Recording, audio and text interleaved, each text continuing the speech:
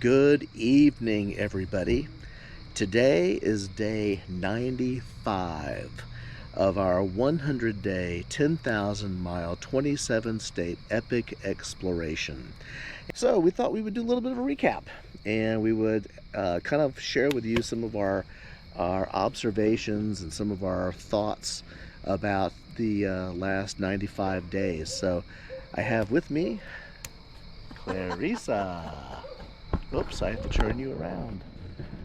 There you are. That's it. Yes, you can see we're by a fire. So, all right, Clarissa. Question number one. What did you find to be the most stressful thing about this trip?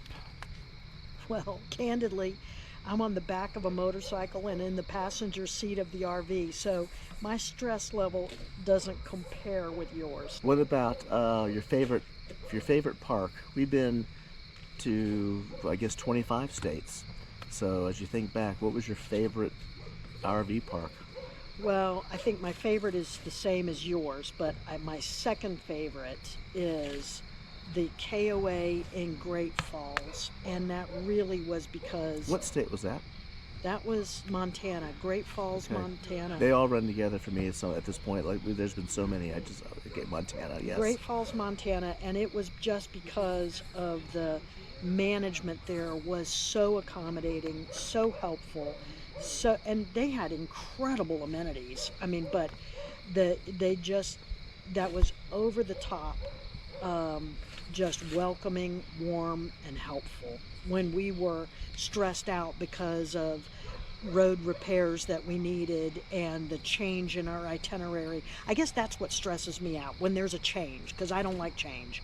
And that probably was the most stressful time, and having them be so warm and welcoming, that was just wow. Do you remember if that was a KOA or not? It was Great Falls KOA. It was a KOA.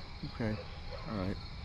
So, if you had to do something over again, given the benefit of 95 days on the road, driving around, and just dealing with this situation that we've all these situations. So, what would that be? And we have had some situations. We've had some unique experiences, but I think if I had to do it over again, I think I would add a day here and a day there just for administrative stuff, doing the laundry, and some of the most fun that we've had has been some of the spontaneous places that we did not plan. Like, I still go back to Wallace, Idaho. That was the center of the universe, and it was so that was a hoot. it was so quirky, and it was so great. And that was brothel land too, wasn't it? Yeah, that was where no. The brothel tour was actually in Deadwood, and I think because I planned it and scheduled everything, I have a better recollection of where things were. But that was an interesting tour also in Deadwood. But I think the unplanned things were so much fun. I would leave a few days here and there for the unplanned. That's what I do differently. What do they say? The organic stuff. Yeah.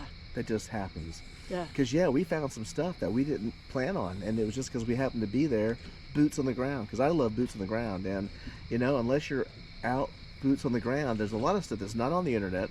There's a lot of stuff that's not at the plazas, the welcome plazas.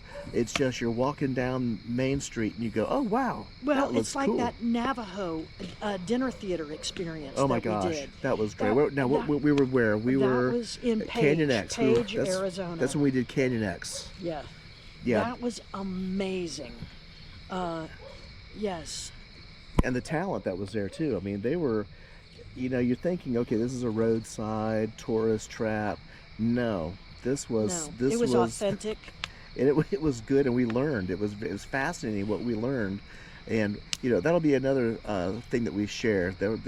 We have a list we started keeping of the top things we've learned on the road, but that's another story. We'll share those later. Well, and I think that was one of the aha things that you and I came away with, is that we love to learn, and we probably were museum geeks, but I learned so much in so many of the different places that we went to. I think we've counted now 17 national parks that we've gone Yeah, to. I think so. And every national park, we were like racing to the movie. Okay, call us geeks, whatever, but we learned so much at every place we went.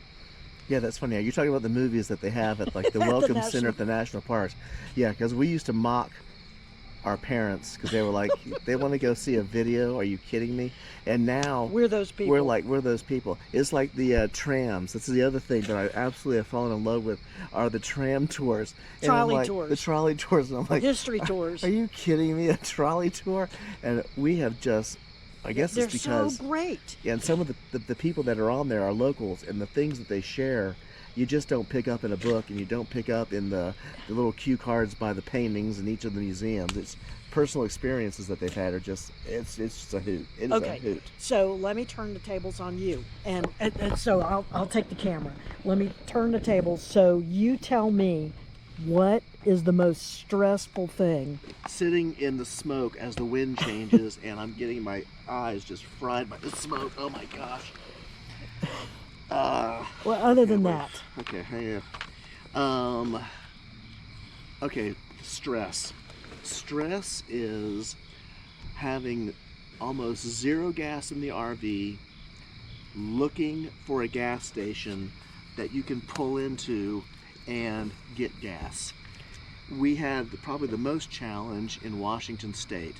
The places that we were at, they didn't know what a 14-foot clearance was, and we could not find gas. And so a big stressor for me has been provisions.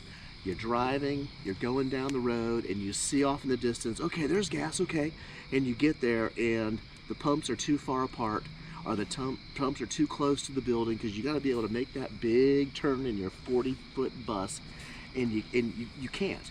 So the logistics of trying to find gas is probably the most stressful thing that I have to do, and you got to do it at least once a day. okay. So that's one thing that you just got to deal with every day. It's confined spaces in a great big bus. So we have seen, like you said, 25 states. Now we're coming to the close. Where do you want to go back? I know we got an overview of so much. Where do you want to go back? Yeah, we laugh because, I'm sorry, the smoke is just like killing me. We joke because, yeah, we've had 100 days and 10,000 miles, but we have just spent such small amounts of time in each of these various locations. The place I'd like to go back is Olympia. I'd like to go back to Duluth. Duluth was amazing. Duluth was really cool. Another Yeah, one of I those never thought. Yeah.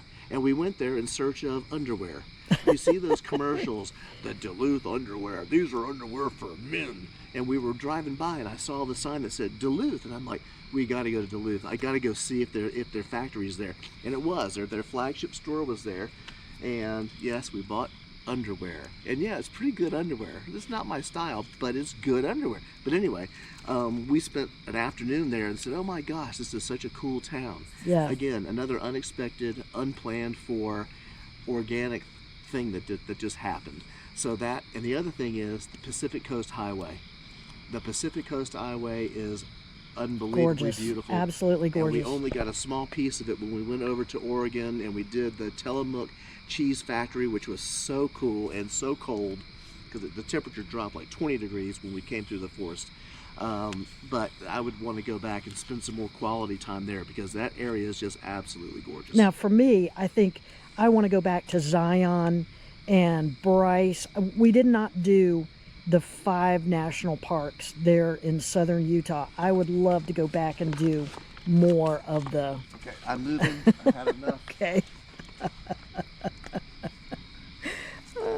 I would like to go back to southern Utah. I might not see you in this dark.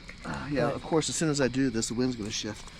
So you want to go back and see the Southern 4 parks that Utah, are right there yeah. in the Utah area. Yeah, that was beautiful. Yeah, That this was has been beautiful. an amazing experience. And one thing that we have learned is that we're not nomads. We do want to get home. We do miss our family, our community, our church.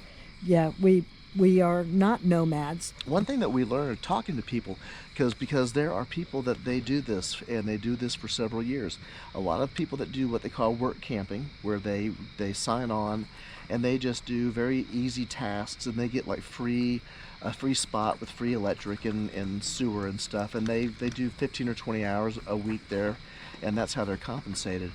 And they go from place to place to place, and they stay on the road for a year, 2 years, 5 years. And we say, well, it was really fun, because we've spent 2 or 3 days with some of these folks, and they're fun, and they've got such great stories.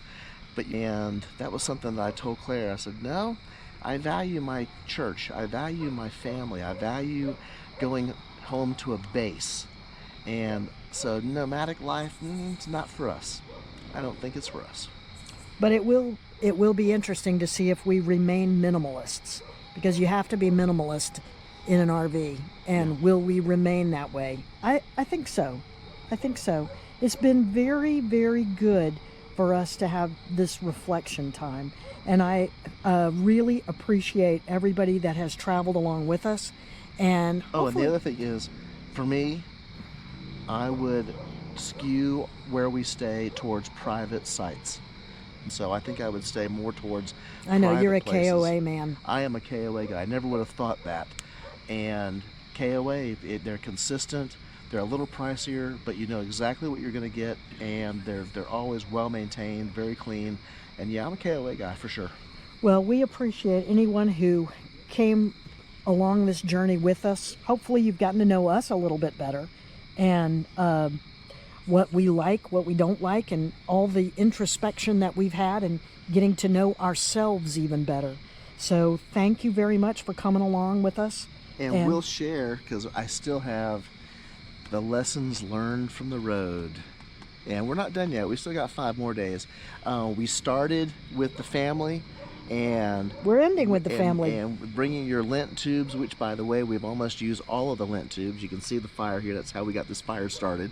The Lent tubes have paid off just like we knew they were going to. So thank you. Big shout out to everybody that gave us their their Lent, because it's helped.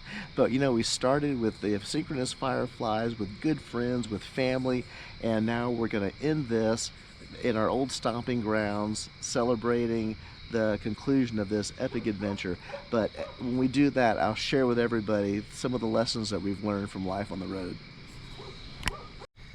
There was another thing that we noticed while we were traveling all over the country, and it didn't matter, north, south, east, west. I'll let Claire share that. I mean, yeah, that was something. The one thing that was so heartwarming was, as we were traveling, we saw so many American flags. Now, I'm not talking about political affiliation. I'm not talking about any kind of political placards. I'm talking about the American flag. And it felt so good that Washington to Florida, wherever we were, the American flags were flying in front of so many businesses and residences. And I just said, you know, yes, it's good to be an American. Yeah, sense of pride was very prevalent. Pride in our country. It was really impressive.